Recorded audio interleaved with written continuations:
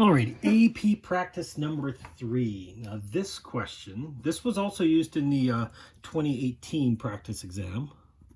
2018.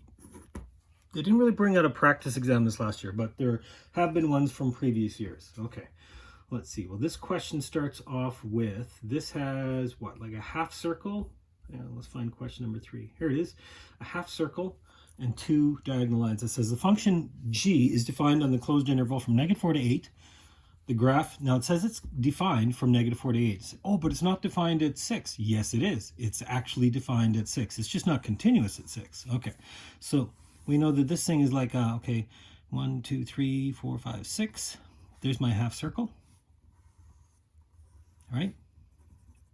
And then it jumps up to +3. Okay, so that's what this thing looks like.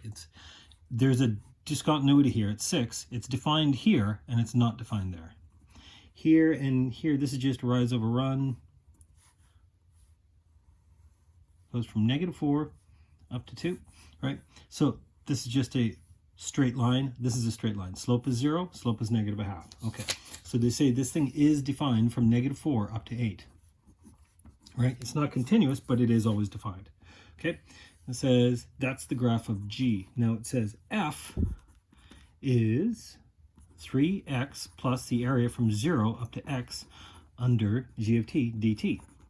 Now, as soon as I have a function defined by an integral, and that's what this is the second fundamental theorem of calculus. Remember, you do the derivative and the integral cancel. First thing I'm going to do is I'm going to say f prime. The derivative of 3x is just 3 plus the derivative of the integral. These cancel. This is just g of x. And you know what? I might as well do the second one. F double prime is just g prime of x. Sorry, these are of x, right? F of x, f of x, f of x. This is a function of t because because x is one of my endpoints. So I might as well put this stuff down. Even if I don't do any of the question, that's probably worth a mark right there. Now, they say find f of 7 and f prime of 7. Okay, so for part A, the first part, f of 7 just means take 7 and plug it into the function. Not here. No. F of 7 is really 3 times 7. So 3 times 7 plus the area from 0 to 7, g of t dt. So I want to do this area from 0 up to 6, so a half circle, plus this is 3. So this is going to be 21 plus, okay, so it's going to be pi times r squared. The radius is 3, half circle, there we go, plus 3. So in other words, it's 24 plus 9 pi over 2. That's exact. I mean, you can turn it into a decimal if you really want to, but that's fine. That's completely done. You don't need to show where you got this. They told you it's a half circle. They know you know how to do the area of a half circle. You don't have to say where this 21 came from, right? It's pretty obvious. So that's f of 7. What's f prime of 7? Well, this is f prime is equal to 3 plus, okay, there we go. It's 3 plus g of 7. Now, g of 7, I can look at the graph. When the x value is 7, the y value is 3. This is 6. Yeah, so this is 3, right? Because g of 7, now I'm actually reading it off the graph. Okay, there's part A. Part B. What does B say? It says find the value of x on the closed interval from -4 to 3 where f attains a maximum. Okay, f has max at a critical point. That means f prime is either 0 or undefined. And f prime is 3 plus g. It's always defined. It is, g is always defined. So f prime is always defined. So it's never undefined. No. Or it could be an endpoint. Oh yeah, don't forget about the endpoints. So f prime is equal to 0. That means 3 plus g is equal to 0. 3 plus g is equal to 0. That means where's g equal to -3? Well, look at the graph. When this is g, right there. G is equal to -3 when the x value is 3. So there's my critical point. Hang on, critical number. Or I should also do an endpoint. Hang on, this is the closed interval from -4 to, that is one of my endpoints. Or x equal to -4 is an endpoint. Okay, so really what am I looking for? I'm looking for the value of x where f has a maximum. So there's only 2 candidates. Plug them in, which one's bigger? There's your maximum. Okay, so really here's what I want to find. What's f of 3? And what's f of negative 4?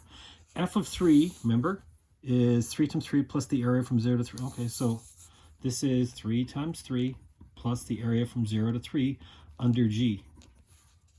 Okay, so this is going to be 9 plus, okay, so from 0 to 3, it's a quarter circle. 9 pi over 4, which is, I don't know, 9 plus, who knows? This is going to be 9 plus, this is around 27 over 4, right? What's f of negative 4, the end point? F of negative 4, take it, 3 times negative 4, this is going to be minus 12. Oh yeah, and then going backwards, I'm going to get another minus. Yeah, so this is going to be minus 12 plus the area from 0 back to minus 4, g dt. I know this is going to be negative. This is going to be my maximum because it's positive. This one's going to be negative. Okay, so this turns out to be, okay, we could actually figure it out. Base times height, this is 4 times 2, 8 divided by 2 is 4. This is minus 16, which is negative. This is the maximum. This is 9 plus whatever this is, some large number. So hang on, is this the answer or is 3 the answer? What does it say? Find the value of x in the closed interval while f has a maximum. So max at x equal to 3. The x value is the answer, not the maximum. The maximum is this. It's 9 plus whatever 9 pi over 4 is. Turns out to be some number, but the maximum is at x equal to 3. There's my answer. Okay. C. What is C? It says find the limit as x approaches 0 minus, so from the left, of g prime of x. Now remember, this is g, so g prime is the slope. So coming into 0 from the left-hand side, the slope is, well, the slope is constantly negative 1/2 because it's a line. Negative 1/2. Limit x approaches 0 from the right, g prime. So coming in from the right-hand side, oh, the slope I'm getting, the slope is negative, and it's going up to vertical. Here its slope is 0, but on the ends of the circle, slope is infinity. So it's infinity, right? It is, it's vertical. Or, hang on, or should that be negative infinity? Because it's coming in, oh yeah, actually, this should probably be negative infinity. Hang on, let's go back and read the question. It says, find the value. A value is a number.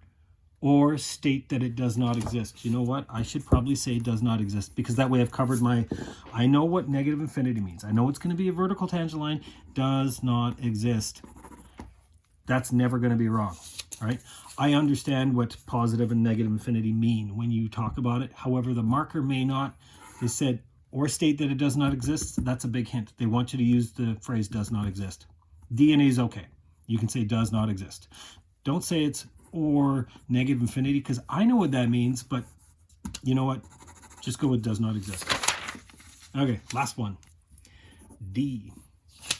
What is D? Oh, it's a limit. Oh, I hate limits. We're never going to do limits. Hang on, remember, the only reason we learned limits in the first place is so we could learn derivatives. If you're going to see a limit on a derivative test, it has to do with L'Hopital's rule, where you do the derivative of the top and the derivative of the bottom. Okay, limit as x approaches negative 2. That means from both left and right. F plus 7 all over e to the 3x plus 6 minus 1. Take a negative 2 and plug it in. You're going to get e to the e. You're going to get e to the 0. We know that that's 1 minus 1. But what's f of negative 2? So f of negative 2 plus 7. I hope if this turns out to be negative 7, then it's 0 over 0, which is an indeterminate form. So we need to figure out what's f of negative 2. Remember, f of negative 2 is 3 times negative 2 plus the area from 0 back to negative 2. 3 times negative 2 plus the area from 0 back to negative 2 g dt. This is negative 6 plus, going backwards, base times height to negative 1. I'm going backwards with a minus. So this turns out to be minus 7. Minus 7 plus 7, which is 0 over 0. This is an indeterminate form. Now, I know this is kind of messy, the way I've written it out, just because I'm trying to do this fast. There's my limit. It equal to this over 0. I need to show that it's 0 over 0, because if it's 0 over 0 in indeterminate form, therefore I can use L'Hopital's rule. So are you going to see a L'Hopital's question? I think so. And you need to first off show that it's 0 over 0. Then you say, by L'Hopital,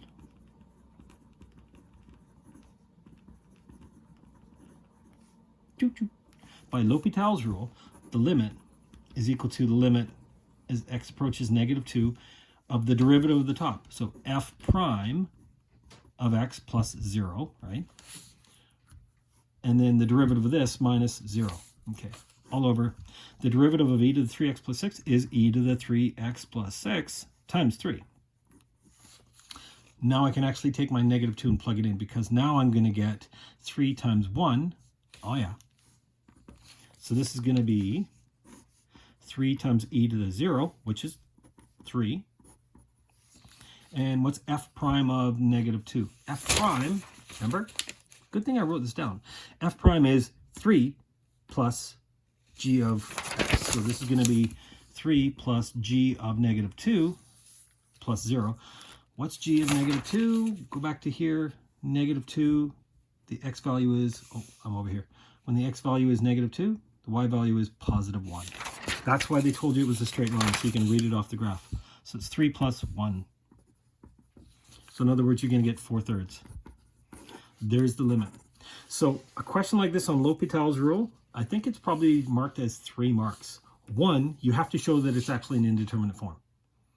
2, you have to say by L'Hopital's rule, I can do the derivative of the top and the derivative. So doing the actual derivative of the top and the bottom, right? There's a second mark, and then the answer is worth a mark. Question number 3, down.